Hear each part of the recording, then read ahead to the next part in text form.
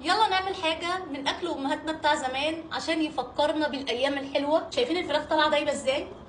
بس زبدة، طالعة دايبة زبدة. تعالوا بقى أقول لكم طريقتي في صينية الفراخ بالخضار الخطيرة دي. في الخلاط هنحط ليمونتين كبار متقشرين وفلفل وبصل وشوية صلصة طماطم أو طماطم متقطعة لو في طماطم صحيحة. هنحط كمان معلقة صغيرة ملح وفلفل أسود والسبع بهارات ومعلقة صغيرة كاري ونص معلقة صغيرة حبهان.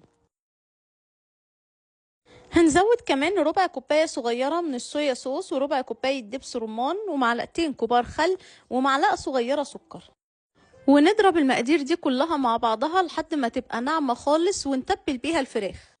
انا فاتحه الفرخه من الظهر زي ما انتوا شايفين كده ومشققه الصدر بتاعها طبعا عشان تشرب معانا التتبيله كويس. هنقلبها كويس في التتبيله اللي احنا عملناها وهندخل التتبيله في الشقوق اللي احنا عملناها ما بين الصدر علشان يتشرب التتبيله ويبقى طعمه حلو.